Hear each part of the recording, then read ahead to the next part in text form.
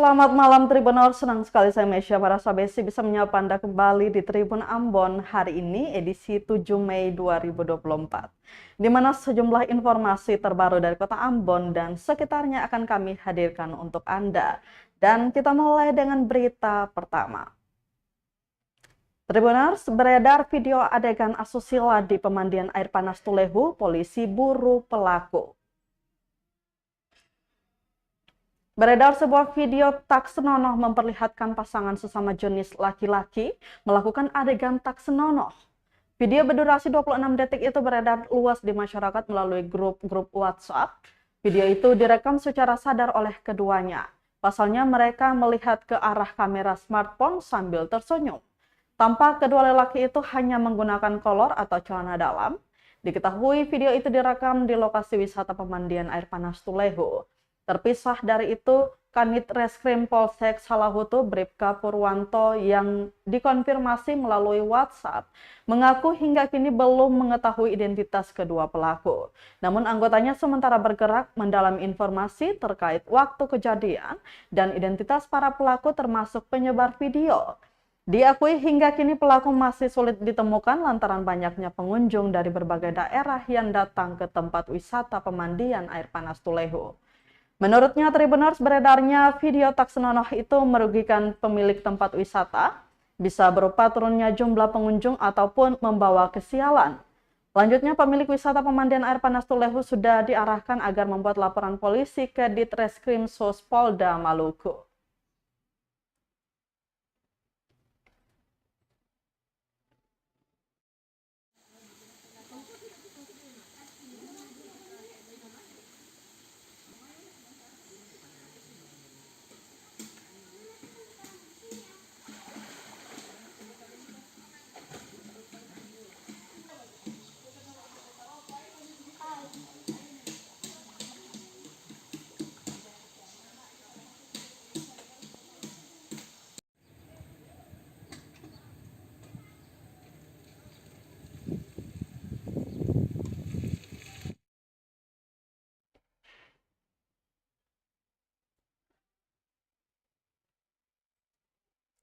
Tribuners, atribut petani hingga dosen dipakai mahasiswa saat demo di kampus Unpati.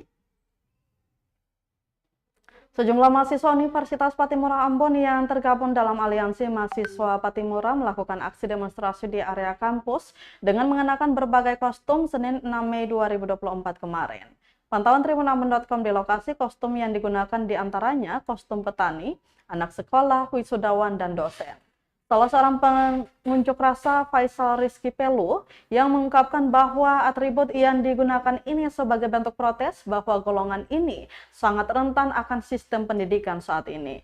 Selanjutnya dijelaskan, di lain sisi atribut yang digunakan agar dapat memberikan gambaran bahwa ada cara yang lebih halus dan kreatif dalam merefleksikan bersama sebagai bentuk penyampaian aspirasi. Diberitakan sebelumnya bahwa aksi yang dilakukan adalah memprotes terhadap dorongan Unpati dalam menuju PTNBH. Aksi ini dimulai dari pukul 1:30 hingga 4:30 sore. Dan berakhir diterima audiensi oleh pihak Universitas Pattimura Ambon dengan baik di depan gedung Rektorat Universitas Pattimura Ambon. Kalau bisa 2025. Tetapi kondisi real kita kalau tidak bisa mau paksa bagaimana, Nyong? Jangan paksa. Kita bilang saya bisa paksa. Ketemu PTNBH dengan 157 miliar. Nggak bisa. Iya kan? Realistis saja. Saya bilang kementerian juga harus kasih keluar potret Unpati seperti yang paksa. Iya kan?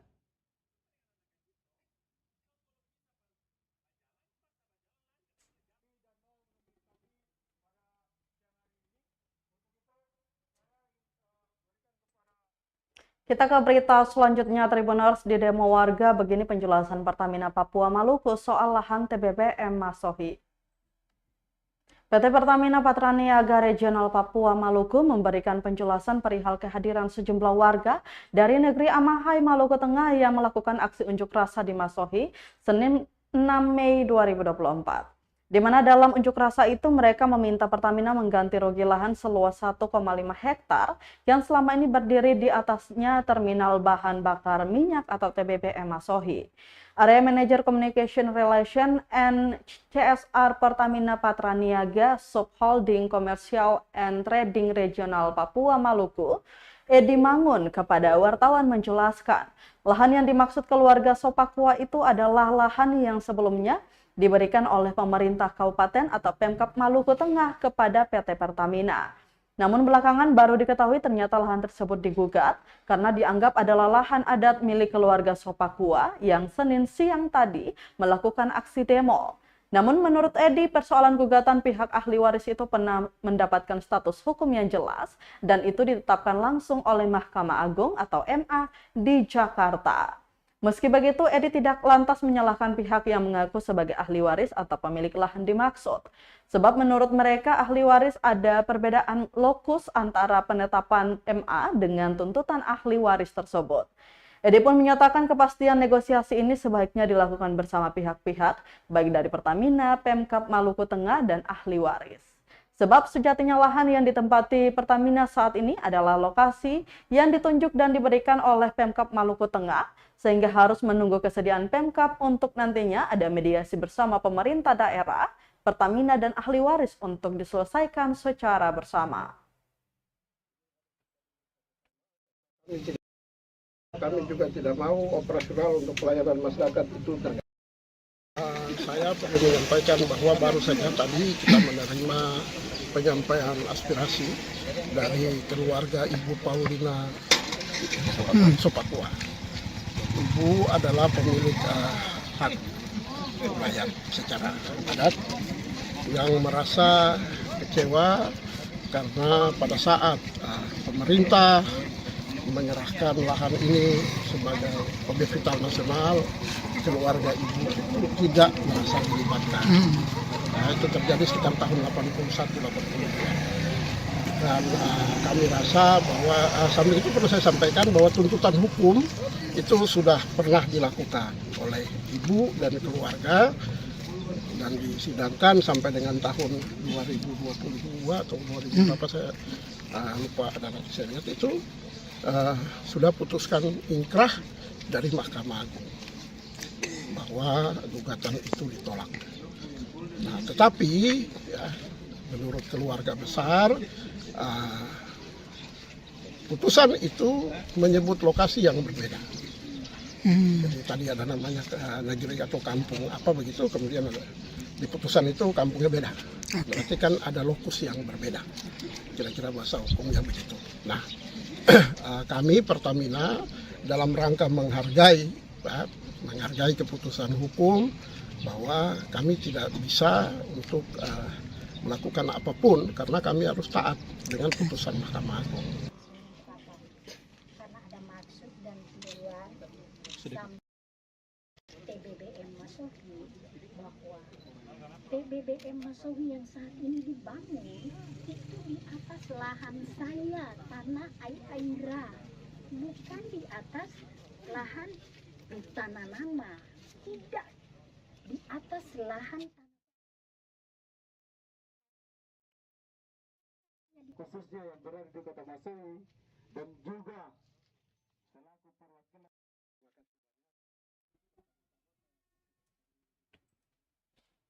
Tribuners, istri mantan Bupati Maluku Tengah Mirati Dewaningsi resmi daftarkan diri jadi bakal cabub.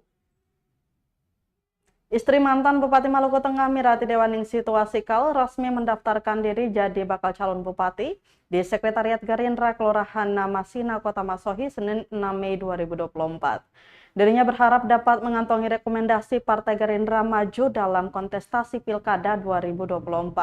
Mirati menyebut moto dan visi Partai Gerindra tidak jauh berbeda dengan apa yang menjadi visi dan misi Mama Cele yang menginginkan Maluku Tengah yang adil, maju, nyaman, dan sejahtera. Mirati menyebut dirinya maju sebagai bakal calon bupati lantaran mendapat dukungan akar rumput atau yang disebut grassroots.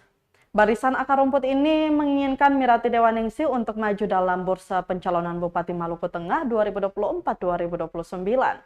Istri dari anggota DPR RI Abdullah Tuasikal itu juga mengaku siap mundur dari keanggotaan DPD RI sebagaimana perintah undang-undang. Sementara perihal siapa calon wakil bupati yang menjadi pendampingnya, Mirati menyebut masih dalam penjajakan dirinya bersama tim.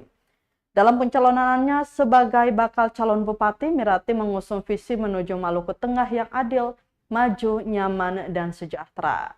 Sejauh ini ada partai yang telah disambangi baik melalui tim dan Mirati Dewa Ningsi sendiri untuk mendaftar bakal calon bupati, diantaranya Partai Demokrat, Partai Perindo, dan Partai Gerindra.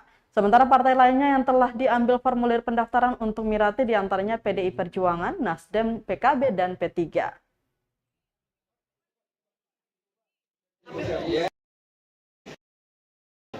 Baik, terima kasih. Memang saat ini Beta masih sebagai salah satu anggota DPD RI aktif. Dan alhamdulillah proses pemilihan legislatif kemarin kita kembali masuk di empat besar suara terbanyak. Ya. Dan konsekuensinya adalah ada aturan yang menyatakan nanti calon terpilih harus mundur dari keanggotaan Dewan Perwakilan Daerah. Prosesnya begini sebenarnya. Selama Beta turun reses, Beta turun kunjungan-kunjungan kerja ataupun tugas-tugas kantor, dan juga kemarin kampanye dalam proses legislatif kemarin, Beta sosialisasi dua, sosialisasi anggota DPD RI dan sosialisasi bupati. Ternyata respon di bawah lebih menginginkan Beta menjadi bupati. Jadi dengan Bismillahirrahmanirrahim, Beta mungkin akan, kalau memang aturannya harus melepas sebagai anggota DPD, Beta akan melepas anggota DPD dan Beta akan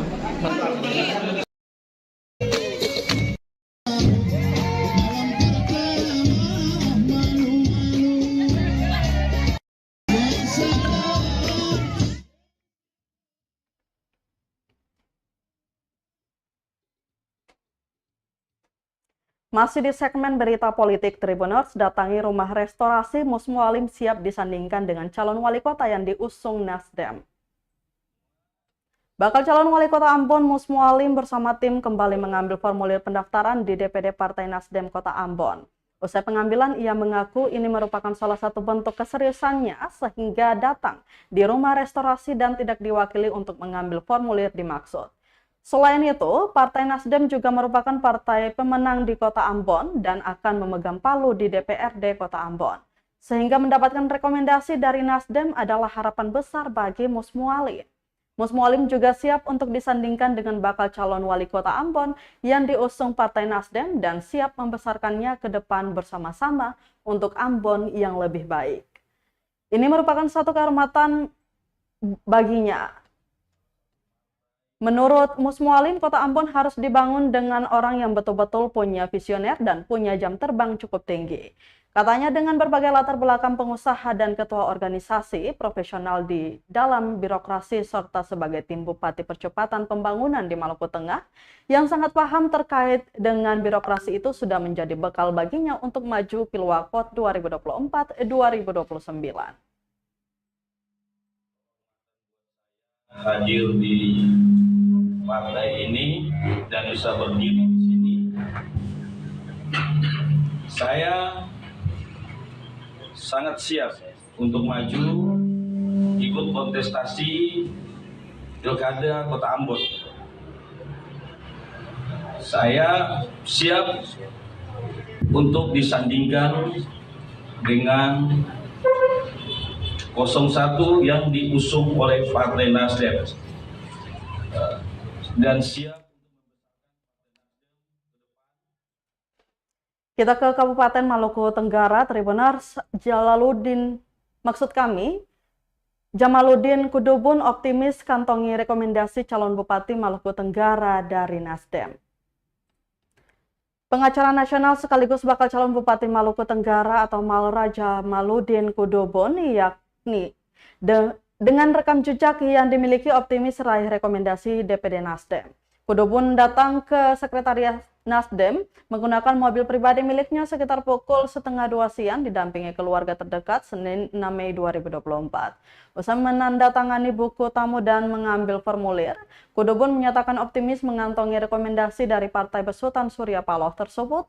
Namun menurutnya semua proses dikembalikan kepada mekanisme internal partai, walaupun pasti ada item tertentu yang dijadikan patokan parpol. Untuk diketahui, Jamaluddin Kudubun tercatat pernah menduduki jabatan Ketua DPRD Kota Tual hingga berkarir sebagai pengacara di kancah nasional. Beberapa kasus artis ibu kota pernah ditangani, yakni perselisihan Dodi Sudrajat, ayah almarhum Vanessa Angel, dan Haji Faisal terkait perwalian Galas Kai Adriansyah. Teranyar, Kudubun kini tercatat sebagai ketua tim hukum salah satu kader Partai Nasdem, yakni mantan Menteri Pertanian SYL yang tersandung kasus korupsi.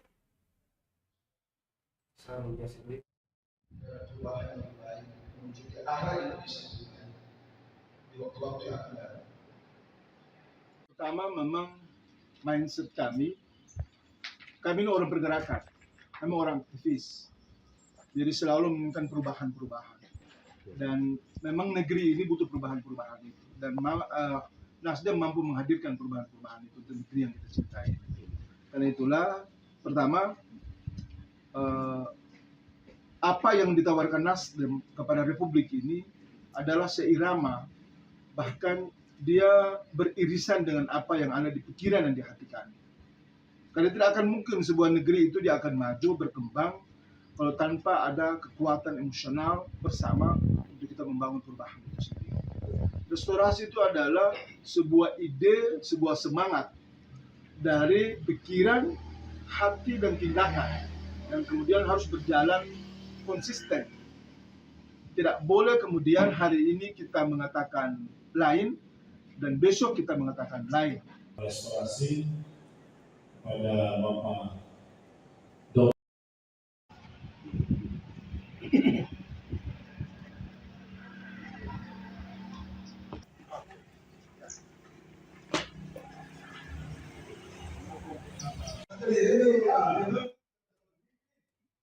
Kita ke berita terakhir Tribuners, cinta produk lokal, siswa SMK 1 Malteng dilatih membatik. Ratusan siswa-siswi SMK Negeri 1 Maluku Tengah dilatih kerajinan membatik. Pelatihan diberikan kepada mereka yang masih duduk jenjang kelas 10 dan kelas 11. Pelatihan yang dilaksanakan sehari sekali pada setiap pekan tersebut berlaku bagi seluruh jurusan yang ada di sekolah kejuruan itu. Kepala SMK Negeri 1 Maluku Tengah, Siani Jamaluddin, saat ditemui tribunambon.com mengatakan, kegiatan pelatihan membatik ini dalam rangka mengenalkan budaya bangsa kepada anak didiknya. Dalam pembatikan ini dirinya memiliki cita-cita panjang, di mana langkah ini bisa melatih jiwa kewirausahaan, jiwa entrepreneur para siswa. Diharapkan juga para siswa bisa mewarnai dan menjadi trend center melalui pelatihan batik ini. Dengan adanya membatik ciri khas Maluku ini bisa mengangkat SMK Negeri 1 Maluku Tengah bisa ke depannya lebih maju lagi. Sementara itu salah satu guru pembimbing membatik di sekolah itu, Yakobis Resiloi, menjelaskan untuk teknis membatik sendiri. Dirinya terlebih dulu mengenalkan bagi para siswa tentang seluruh perangkat alat yang digunakan saat membatik. Lanjutnya, sementara untuk tahapan membatik sendiri mereka akan melewati 6 tahapan hingga finishing dan jadi. Diinformasikan bahwa program membatik SMK Negeri 1 Maluku Tengah sudah berjalan sejak 2022 lalu hingga saat ini. Produk hasil para siswa pun sudah menyentuh pasar internasional atau ke luar negeri.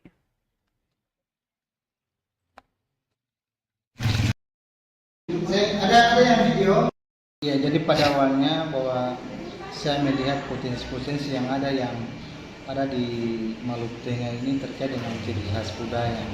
Jadi karena berdasarkan saya lihat di beberapa museum yang ada, salah satunya di Pamanusa, ada berbagai macam motif yang ada.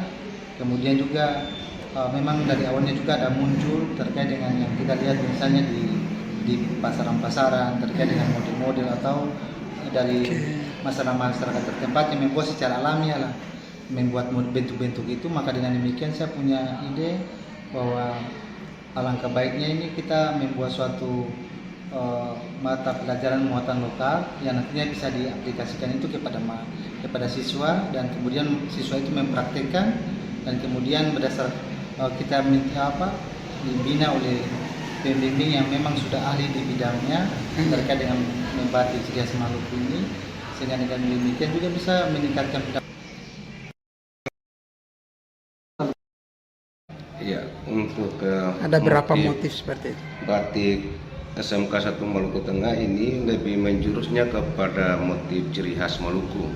Oke. Jadi ada beberapa motif yang memang dipakai untuk siswa-siswa SMK 1 Maluku Tengah ini, antara lain ada motif pala, cengke, parang salawaku, kakehang, atau dengan bahasa lain itu huruf alif huruf.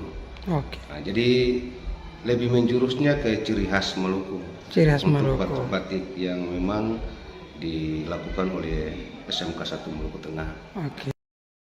Siswa ini, Pak. Iya.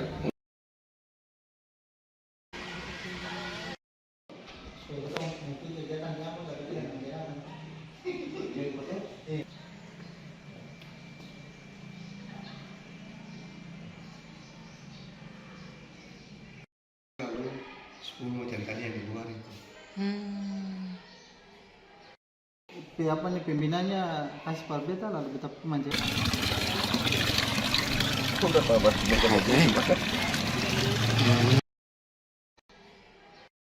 Apa nih pembinanya?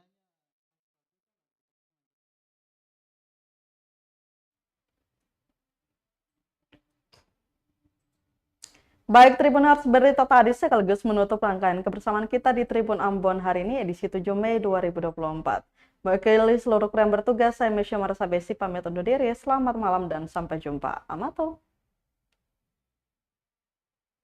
Download Tribun X sekarang, menghadirkan lokal menjadi Indonesia.